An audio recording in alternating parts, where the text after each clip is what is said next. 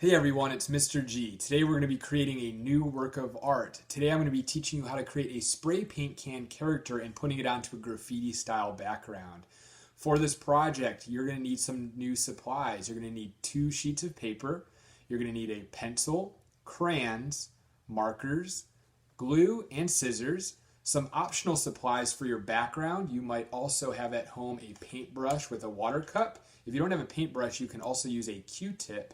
And also, if you have a watercolor set at home, you can also use this for a certain technique I'll be showing you on later in the video. So gather up the supplies you have and get ready to create. So here is a completed look at our spray can character with the graffiti background. These are going to be made out of 2 separate sheets of paper, the background on one paper and your spray can on another piece of paper.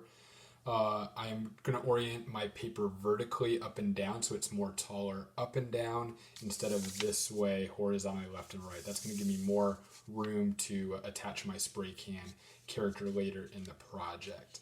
You'll notice that I'm using a little bit of crayon in the background for the bricks. I'm also using marker, and I'm going to show you how you can use water to add kind of a painted look to your marker, or even use watercolor paint if you have that at home as well. If you don't, that's okay. So before we get into the background itself, I want to talk about the colors that you can choose right now. So I would choose between the 6 main colors of the color wheel, and those would be red, orange, yellow. Those will be warm colors, red, orange, and yellow. And then the cool colors are green, blue, and purple. So I would choose either warm colors or cool colors for your artwork. That way, if you are, especially if you are using water or watercolor paint, if they mix together, they'll mix really nicely. So I would choose those sets. I used warm colors on my finish example, so I'm going to do the opposite now and use cool colors, green, blue, and purple, for my finished example for when I do the marker graffiti. So the first thing I'm going to do is I'm going to use a gray crayon to create the mortar between the bricks on the wall. You don't have to use gray. You can use any color you want. You could even use white crayon, but I'm going to use gray, and then I'm going to use a shade of brown for the bricks themselves a little bit later. So I'm going to make some horizontal lines that are going left and right across my paper. Again, this is kind of the spacing between my bricks. When you color with your crayon for this mortar, you want to press a little bit harder than maybe you normally would. Not so much that you're going to break the crayon. That even happens to me sometimes when I'm pressing really hard with the crayon.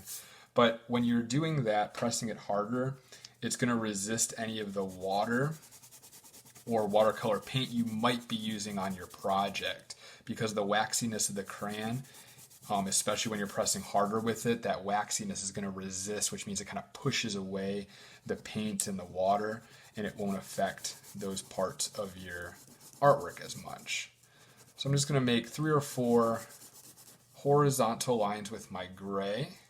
I'm going to make one more up here at the top.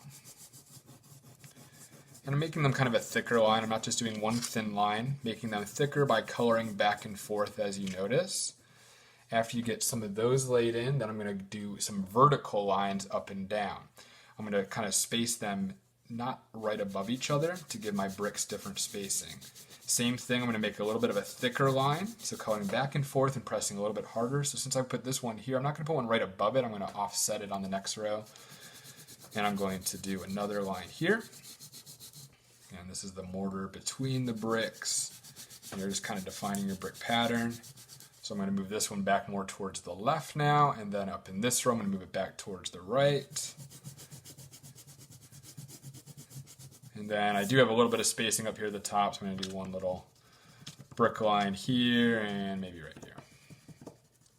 So now it kind of looks like a wall of bricks that are just white. So with that now, I have most of my brick spaces defined. I'm not going to color them in yet. I'm going to first do my marker. So if you don't have markers, you can certainly just use crayons for your background. But if you're using marker and you do have a water brush or watercolor, you can also do a little bit more effects with that too. So I'm using my cool colors now, purple, green, and blue here. And I'm going to just make some patterns, some shapes. You can do your name if you want. It's whatever you want to do. I'm going to do a G up here for Mr. G with my purple marker.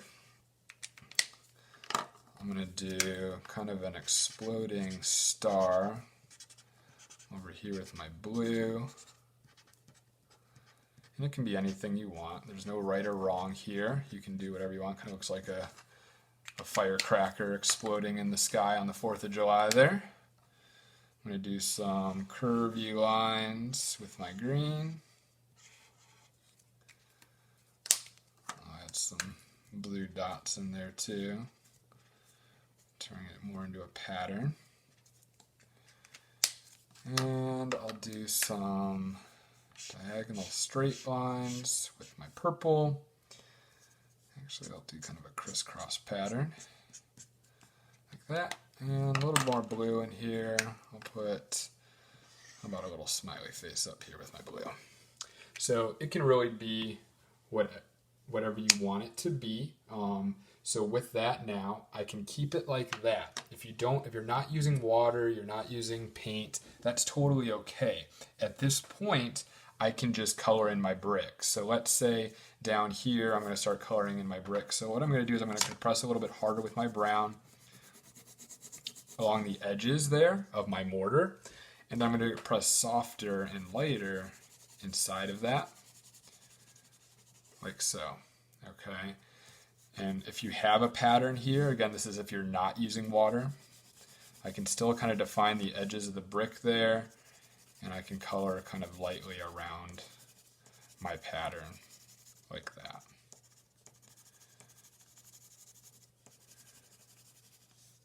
So by using marker here, the marker is nice and bold and vibrant compared to the softer crayon. But I am going to use water. I'm going to show you how to do that if you want to do this. So I have a water cup here, just a plastic cup, and I have a paintbrush. Any size paintbrush will really do. And you're just using plain water. And I've used these washable kind of markers. And because they're washable markers, if I go over them with water, they will kind of activate and the marker will actually spread out a little bit. And it'll cause it to have this kind of watercolor look and this, what we're kind of doing, a spray painted look. So I'm going to go down here and I'm just going to go over this purple here. I'm going to press kind of hard, and what you'll see is that the color starts to come out of the marker and spreads out because of the water. You can also have a paper towel nearby if you are painting, or put something underneath it to protect maybe the surface that you're working on. Make sure you're not making a huge mess where you're working. So I can still see my pattern, but now I've kind of spread out some of that color and I can see some of the purple there. So if you're not doing the crayon right now, which I'm not going to do, I'm going to do that after I do all these. I'm going to do all my patterns with this color. So I have green and blue here. So I'm just going to go over that just to spread it out. The blue and the green might mix a little bit. And it might take a moment for the kind of color to start spreading out. And after it does, you can kind of spread it wherever you want. I'm going to kind of go over my mortar lines again, because the crayon waxiness resists that water, that wetness, that moisture. It's going to stay looking gray. So see that? I'm going over that, but it's pushing it away and leaving the gray crayon nice right there. I'm going to spread out that blue a little bit more above this mortar line. Go over my smiley face a little bit. And then my G over here. So that's all you need to do, is just kind of give a little bit of water to it, and it'll help spread out that marker. You can still see my designs, but I now have a nice painted look to my work. So now at this point, if you did that, now I can go through and do what I was doing earlier and take my crayon and go over those edges and kind of just color around any of those wet spots. So I had a blue spot right here that dripped down, so I'm just going to kind of color around that. Color in around my green here. Come up here, this is just kind of a blank area, so I'm just going to define the edge there with my brown and then nice softly color it in.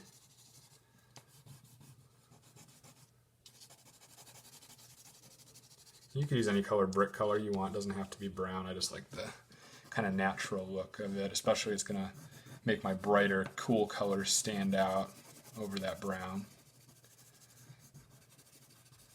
Just kind of lightly shading it in. I had a lot of dripping here with my blue smiley face. I'm just going to kind of color around that dripping.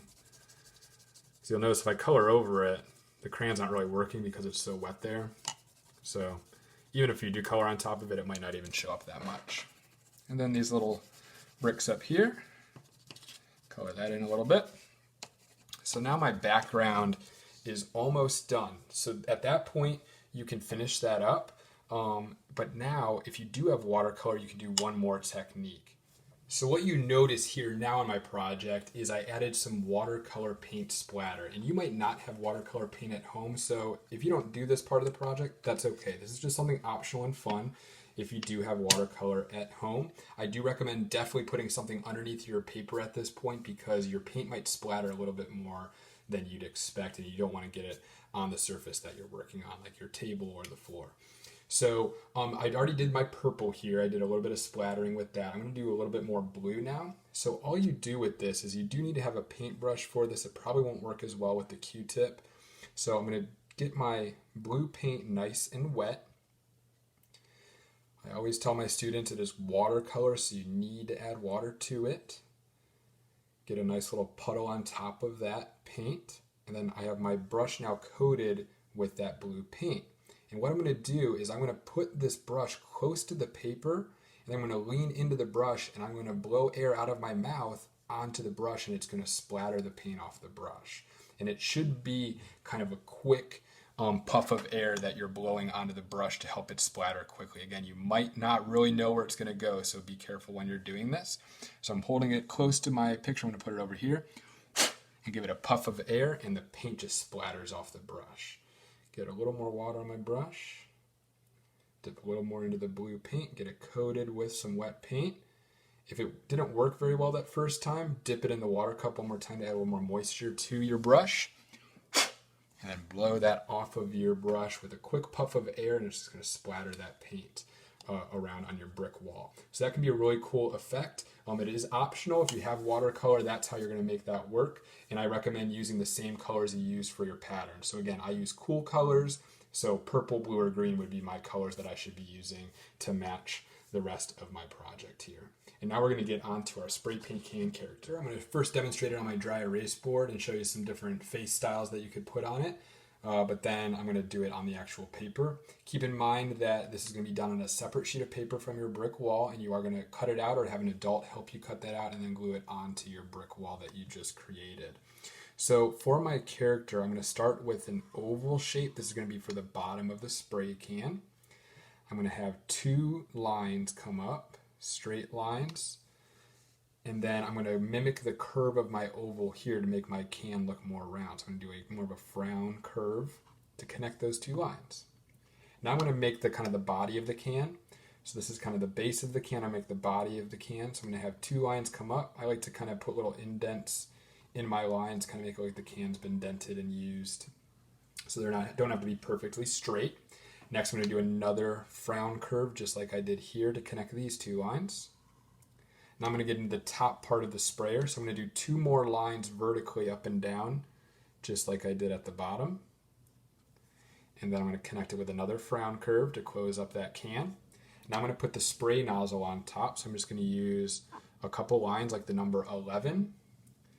One more frown curve on top of that. Two more vertical lines to connect those, and then one more frown line there. And then a spray nozzle just using a dot like that. So there's my spray paint can. Now I'm going to get into making a face. And this can just be a cartoony face. You can make it whatever you want. You can make it look like a character you watch on a TV or movie, or just make it up yourself. I'm going to start with two ovals for the eyes.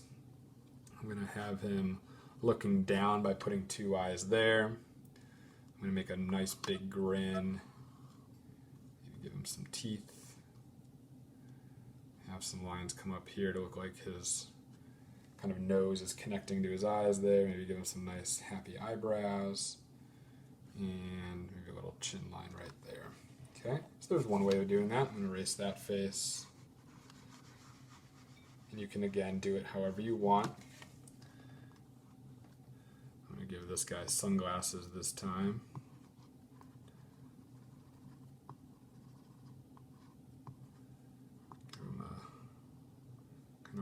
round nose there. Give him kind of a slanted mouth and kind of a raised eyebrow look there. So again, that can be, the face can be whatever you want. There's no right or wrong on how you want to do the face. But when you're doing your spray can, you want to make sure that it's big and filling your paper pretty well. So you can certainly be using your pencil right now to draw along with me. So that way, if you want to make a change, you can erase that easily. But otherwise, I'm just going to use a marker, a black marker, for my design here. But if you feel more comfortable using a pencil to help you make changes, please do that. So near the bottom of my paper here, I'm going to make an oval. 2 lines that are touching the edge of the oval there. 2 straight lines. This is going to again make the bottom of the can, the base of the can. Now again, to make my can look more round, I need to repeat these curved lines like a frown to connect those. Okay. Now I'm going to do the body of my can. I need to make sure I leave space up here though for the spray nozzle. So again, I don't like to make my lines perfectly straight. Put a little bend and dent into the can if you want to do that. One more frown curve here to connect the top of that. Then 2 more straight lines there. Now I'm going to connect this to make the top of the can. And I'm actually going to add 1 more of those just to make the can look a little more round. So add 1 more frown curve there. And then for the nozzle, I'm going to use the number 11, 2 lines there, a frown curve and 2 more straight lines and 1 more frown curve at the top. And then just color in a dot there. So if you're using your pencil and you didn't like the way that it turned out, or you need to make some changes to some of your lines, just erase them and fix those up. I'm going to add in my face though now. I liked that sunglass dude that I made, so I'm going to add some sunglasses back to my spray can. Little raised eyebrow, nose, little slanted mouth, Mr. Cool right here. And then I'm going to color it in. So I'm going to use marker for the metal parts of the can. I'm going to use crayon for the middle part. You can use marker for all or crayon for all. It's up to you. I'm going to color in the whole oval down here to put that in shadow. I'm going to make this look like metal by using a combination of black and gray and also leaving some white. So I'm going to put some black coloring here, just randomly. Do that up here at the top too, just wherever you want it. Color a little bit of black in. I'm going to use gray for a lighter part of the metal.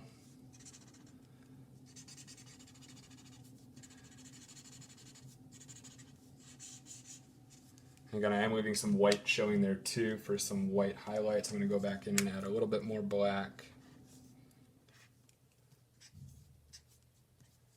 That.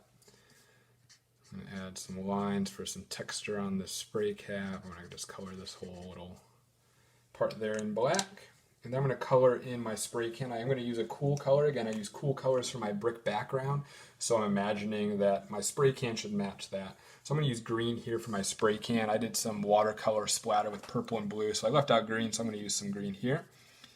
I'm going to use a dark value on the left edge here. So that means I'm pressing harder with my crayon, similar to what you might have done on your mortar between your bricks. So I'm pressing a little bit harder. Then I'm going to color softly,